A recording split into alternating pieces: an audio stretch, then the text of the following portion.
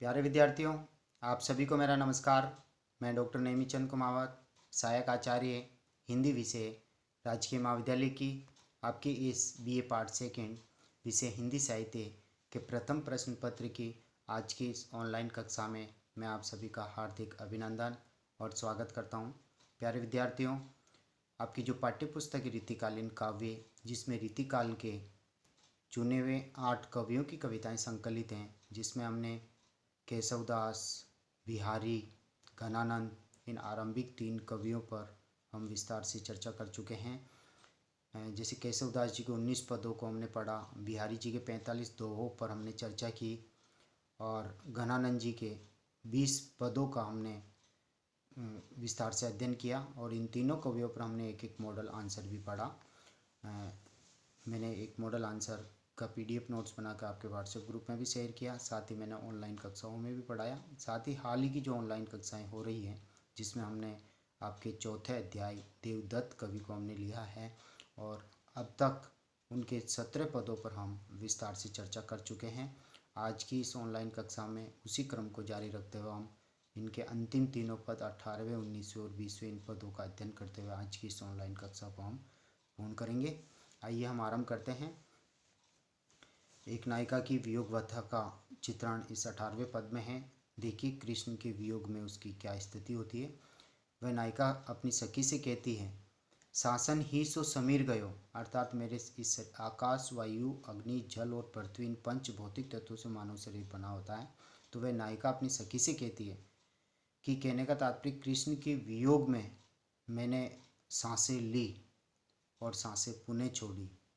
इसलिए मेरे शरीर में जो हवा तत्व था वह समाप्त हो गया। सांसें लेने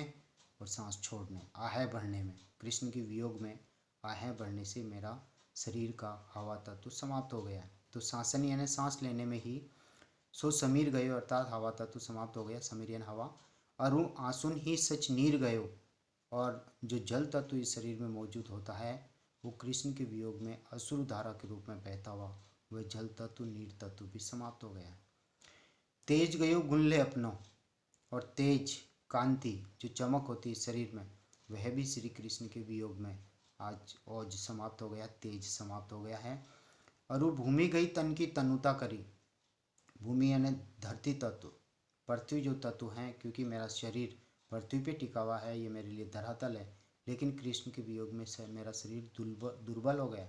कृशकाय हो गया, सूख गया, क्षीण हो गया, इसलिए धरती तत्व भी समाप्त हो गया है। अब एक तिनके की भांति मेरा शरीर बिल्कुल हल्का है।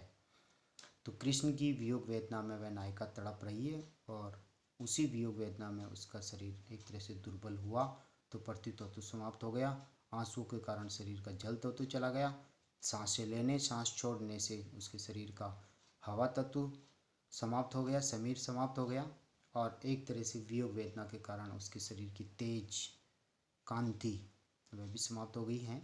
देव जिए मिली बही की आस, देव कवि कह रहे हैं कि वह नायिका केवल मात्र मिली बही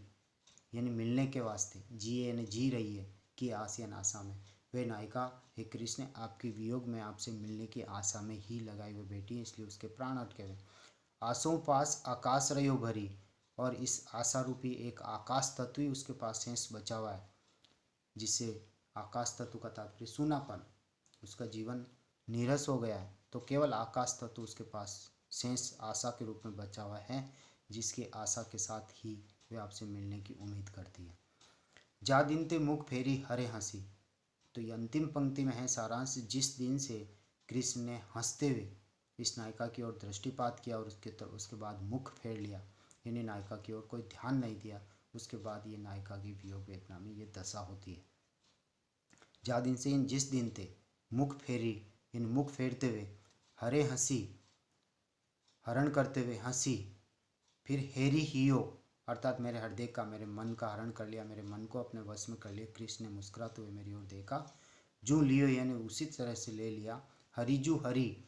अर्थात कहने का तात्पर्य हंस करके श्री कृष्ण ने मेरा हरण कर लिया, मुझे मोहित कर लिया, अपने प्रति आकृष्ट कर लिया, अपने प्रेम में मुझे उलझा लिया।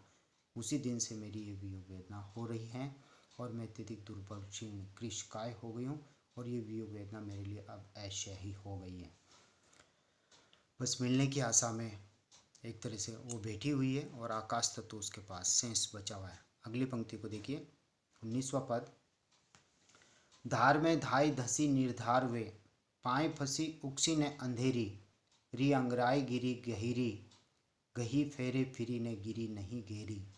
यानी यहाँ पर नायिका की व्यवस्था का चित्रण है और वो नायिका अपनी आँखों के बारे में यहाँ चित्रण कर रही है कि मेरी आँखें जो है श्री कृष्ण के रूप सौंदर्य पर इस तरह से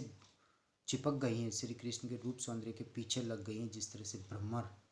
एक तरह से मकरंद की आस में लगता है, या मधुमक्खियाँ जो है वो मकरंद की आस में उसके पीछे फूल के पीछे लग जाती हैं। तो उसी तरह से वह नायिका कह रही है कि मेरे नेत्र जो है श्री कृष्ण के रूप सौंदर्य पर,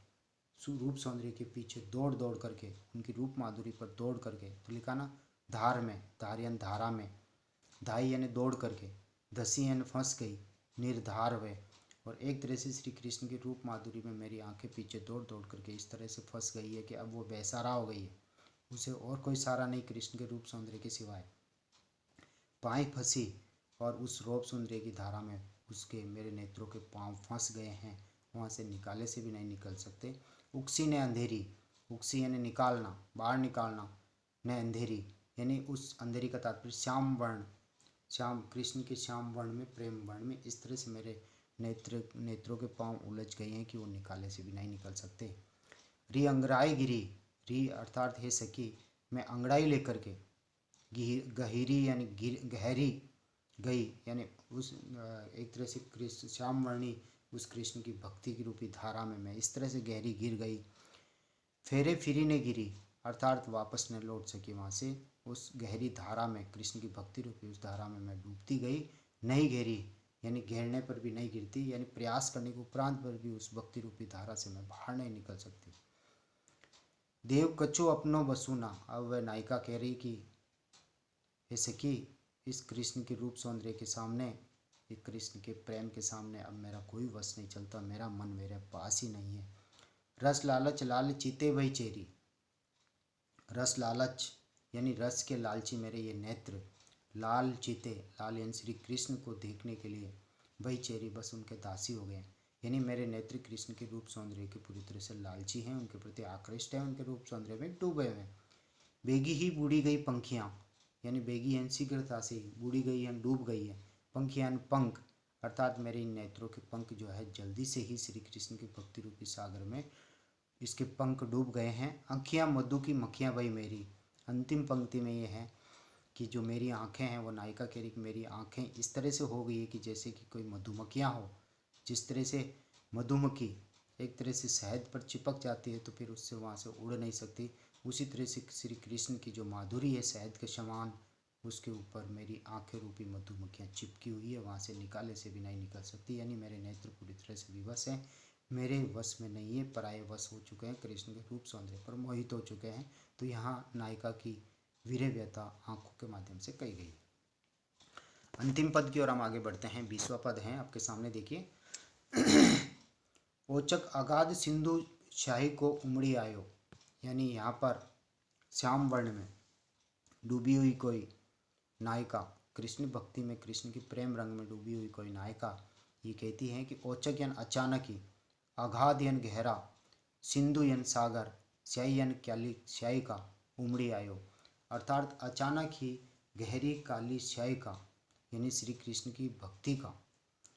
स्याही का सागर, श्यामवर्णी सागर, काला सागर उमड़ करके आया। तामे तीनों लोक बूढ़ी गए, और यानी जब कृष्ण का अवतार होता है और सब कृष्ण के प्रति भक्ति में डूब जाते हैं तो ऐसा लगता है कि कोई काली स्याही का सागर उमड़ करके आया और उस सागर में एक तरह से सभी रंग गए हैं, उसमें डुबकियाँ लगा चुके हैं, कृष्ण भक्ति रूपी सागर में सब डूब चुके हैं। तामे तीनों लोक बूढ़ी गए यानी डूब गए, यानी कृष्ण के इस भक्ति रूपी सागर में, काली स्याही का जो सागर उमड़ा भक्ति का, उसमें तीनों लोकों के प्राणी सब डूब गए हैं एक संग में, यानी एक साथ। कारे कारे आखर लिखे जो कारे कागर, और अब यदि कुछ लिखा भी जाएगा तो वो काला काला ही, प्रेम की कोई कहानी लिखी जाएगी तो उसके अक्षर काले ही होंगे, क्योंकि कागज भी काला होगा तो लिखे जाएंगे भी काले, यानी पूरी तरह से सर्वांग रूप से तीनों लोग कृष्ण की भक्ति में डूब गए हैं। ऐसा लगता है कि काली स्याही का कोई सागर उमड़ कर आया, कृष्ण भक्ति का, कृष्ण भक्ति की एक लहर आई जिसमें सब डूब गए हैं, सब सरोबार हो गए हैं। सुन्यारे करी बाँचे कौन। और अब काले कागज पर काले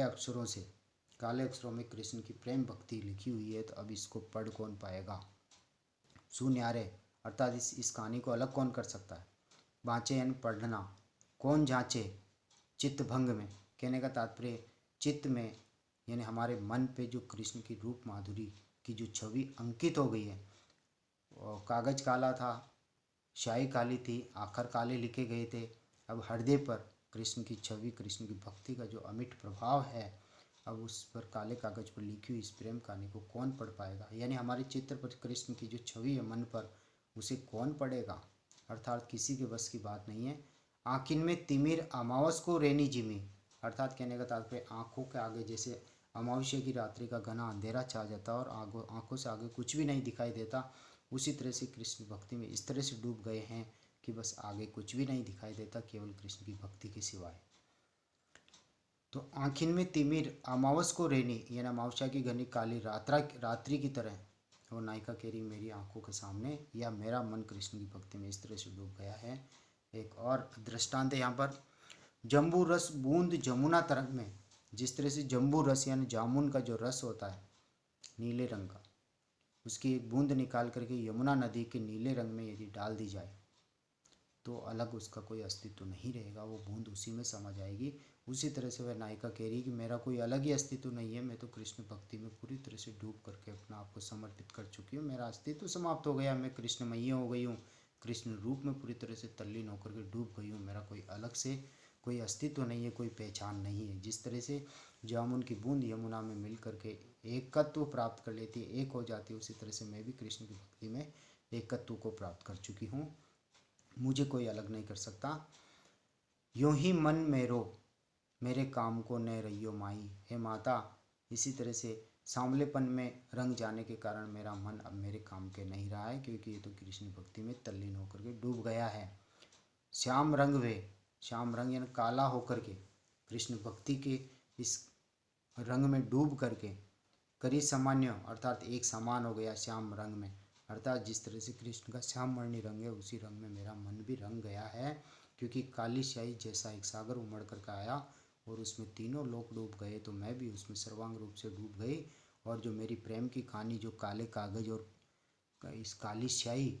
से जो काले अक्षर लिखे गए थे, उस कहानी को अब कोई नहीं पढ़ सकता, क्योंकि मेरा मन ही जानता है और मेरा मन सर्वांग रूप से कृष्ण भक्ति के रंग में रंग गया है, अब मुझे कोई अलग नहीं कर सकता। तो प्यारे विद्यार्थियों, आज की इस ऑनलाइन कक्षा से हमने देवदत्त कवि के इन 20 पदों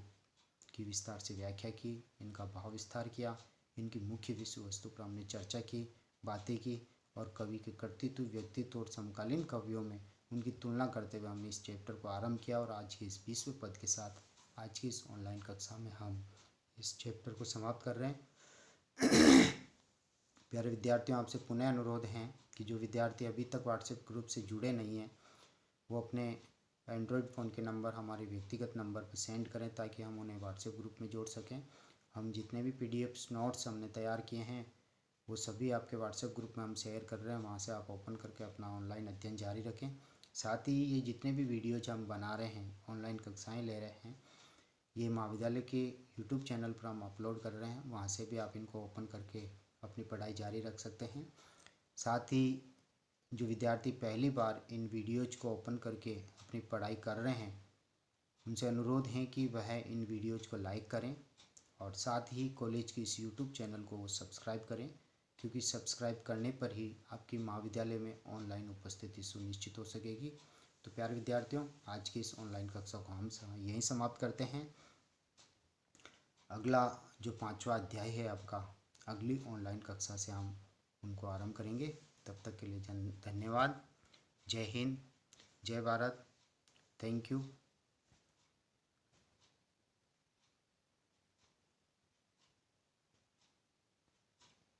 एक बार पुनः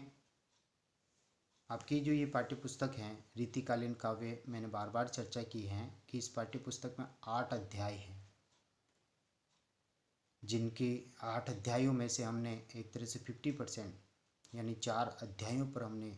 विस्तार से अध्ययन कर लिया है। केशवदास जी के 19 पद, बिहारी जी के 45 दोहे, घनानंद जी के 20 पद और देवदत्त कवि के इन 20 पदों पर हमने विस्तार से चर्चा कर ली। इन सभी कवियों की जो भाषा है वो ब्रज भाषा है। प्रथम कवि केशवदास वो रीतिबद्ध कवि और रामचंद्रिका उनका महाकाव्य जिनसे संकलित हमने 19 पदों का अध्ययन किया। दूसरे कवि बिहारी जी हैं जो रीति सिद्ध कवि हैं, उनकी बिहारी सतसी से संकलित 45 दोहों का हमने अध्ययन किया। तीसरे कवि घनानंद, तो घनानंद ग्रंथावली जो विश्वनाथ प्रसाद मिश्र जी उनके संपादक और उसी से संकलित 20 पदों का हमने अध्ययन किया। इन आरंभिक तीनों कवियों पर हमने 3 मॉडल आंसरों पर भी हमने विस्तार से चर्चा की। उनकी विषय वस्तु काव्यगत विशेषताओं पर हमने विस्तार से चर्चा की। और चौथा अध्याय देवदत्त कवि के 20 पदों का आज हमने इस ऑनलाइन कक्षा से अध्ययन पूर्ण कर लिया है। तो प्यारे विद्यार्थियों, आज की इस ऑनलाइन कक्षा को हम यहीं समाप्त करते हैं। जय हिंद, जय भारत, थैंक यू।